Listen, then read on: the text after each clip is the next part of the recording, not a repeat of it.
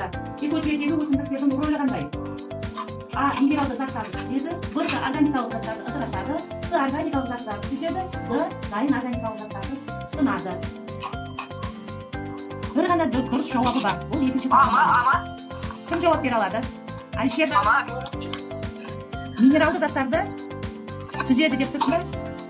Дұрыс варианттың қайсысы? Минералды заттарды түзеді.